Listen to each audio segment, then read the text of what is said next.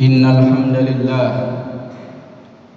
nahmaduhu wa nasta'inuhu wa nastaghfiruh wa na'udzu billahi min shururi anfusina wa min sayyiati a'malina.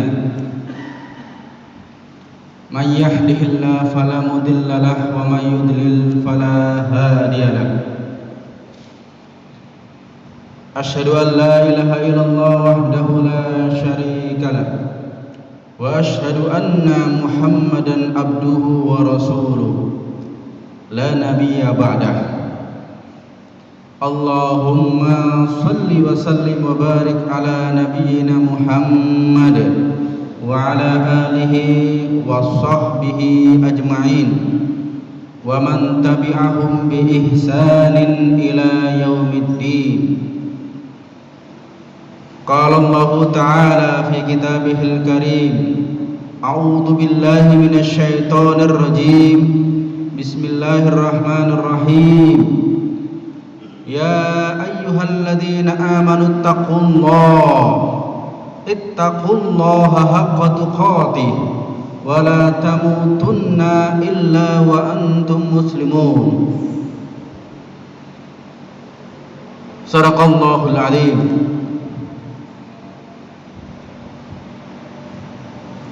Jamaah rahimakumullah, alhamdulillah wa syukurillah. Mudah-mudahan Allah Subhanahu wa taala menganugerahkan kita kesehatan, bebas dari segala penyakit termasuk virus corona dan yang lain, dan kita tetap dalam keimanan dan ketakwaan kepada Allah Subhanahu wa taala. Salawat dan salam kita haturkan kepada junjungan kita Nabi Muhammad SAW, suri tauladan kita yang abadi. Para jamaah yang dirahmati Allah Subhanahu wa taala, usini wa iyyakum bitaqwallah. Kami berwasiat kepada kami pribadi dan para jamaah, ittaqullaha haqqa tuqatih, ittaqullaha haqqa tuqatih. Bertakwalah kepada Allah dengan sebenar-benar takwa, yakni dengan melaksanakan segala perintah Allah Subhanahu wa taala, biimtisali awamirih, dan melaksanakan seluruh kewajiban agama serta meninggalkan hal-hal yang diharamkan Allah Subhanahu wa taala dengan takwa yang sebenarnya.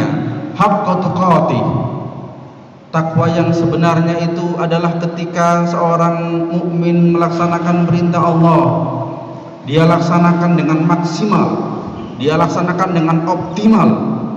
Dalam bahasa para ulama tafsir, yubaddilu juhdahu fit taqwa. Badlul juhdi, mengerahkan seluruh kemampuan, mengerahkan seluruh potensi, mengerahkan seluruh apa yang dia miliki untuk melaksanakan takwa kepada Allah Subhanahu wa taala.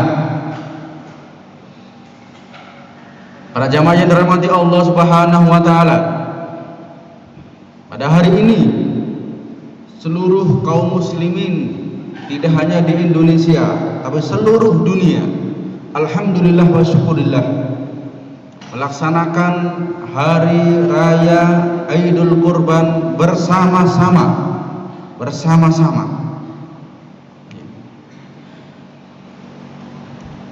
Idul Adha ini, hari raya Kurban ini, mengingatkan satu peristiwa penting yang diabadikan dalam Al-Quran, yakni ketika Allah Subhanahu wa taala memerintahkan kepada Nabiullah Ibrahim alaihissalam untuk menyembelih anaknya yang ketika itu masih muda, yakni Nabiullah Ismail alaihissalam. Ini perintah yang amat berat, yang sangat berat bagi Ibrahim. Kalau seandainya perintah ini ditujukan kepada kita umat Islam, apa yang kita lakukan? Kita disuruh Allah, diperintahkan Allah menyembelih anak yang kita sayangi, anak yang kita cintai. Ini ujian yang luar biasa kepada Nabiullah Ibrahim alaihissalam.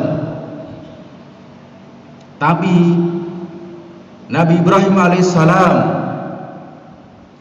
dengan keimanan kepada Allah dan kecintaan kepada Allah, dia laksanakan perintah itu yang sebelumnya dia sampaikan kepada anaknya, ya bunayya inni ara fil manam anni adbahuka fanzur madza tara.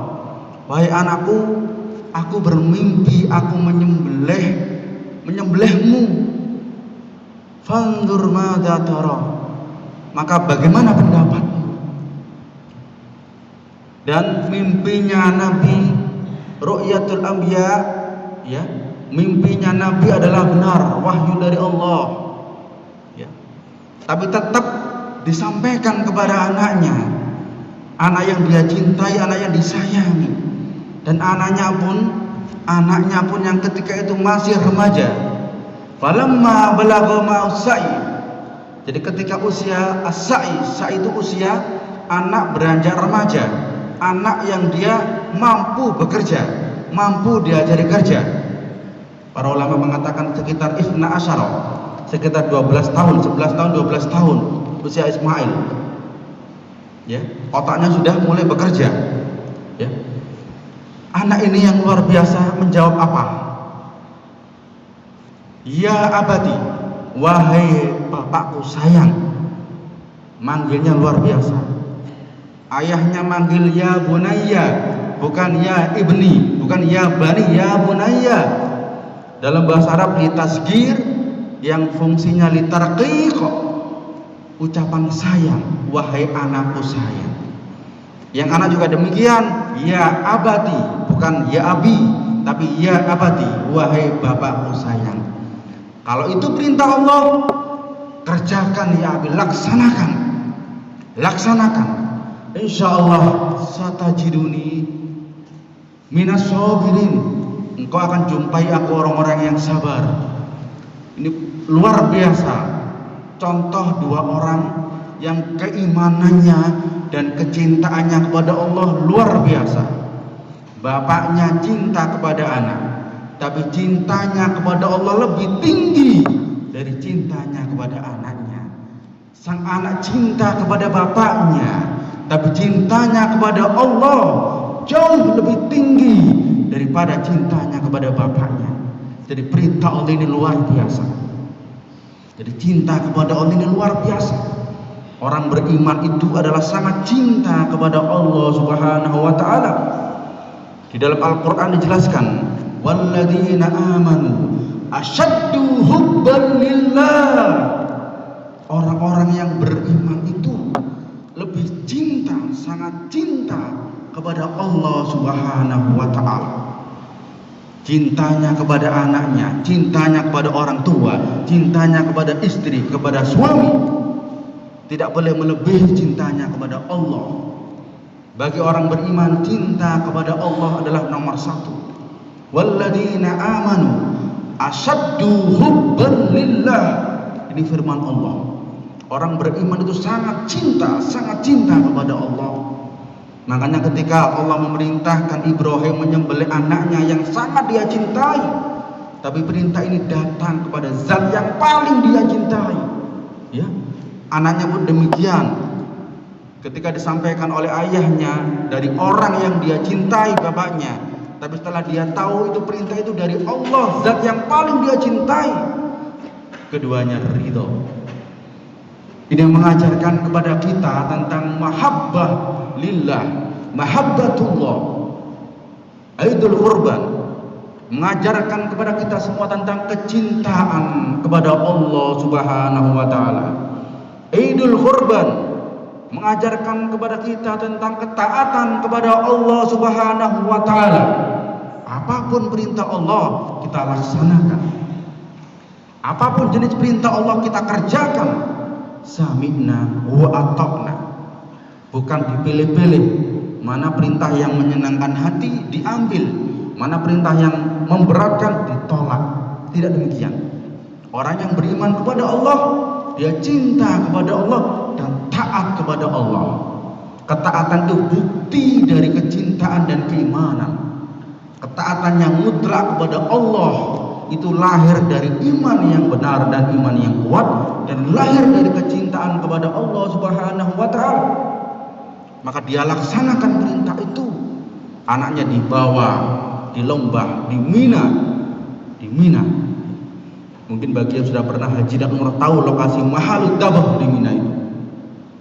Ketika anaknya diletakkan, pisau diletakkan di leher anaknya, Ibrahim pasrah dan hendak menyembelih anaknya, barulah kemudian Allah memerintahkan untuk mengganti dengan domba.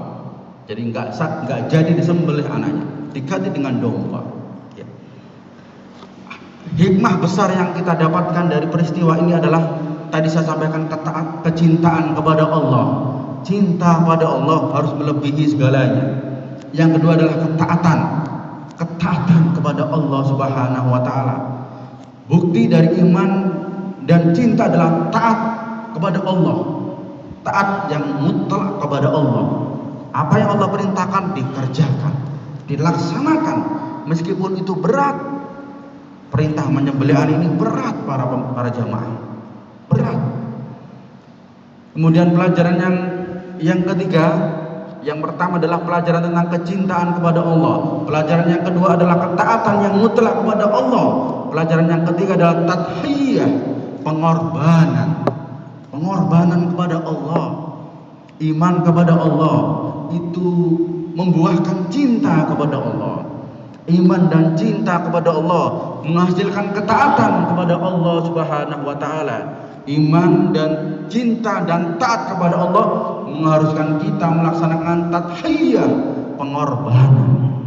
Apa yang kita miliki kita korbankan untuk ketaatan kepada Allah.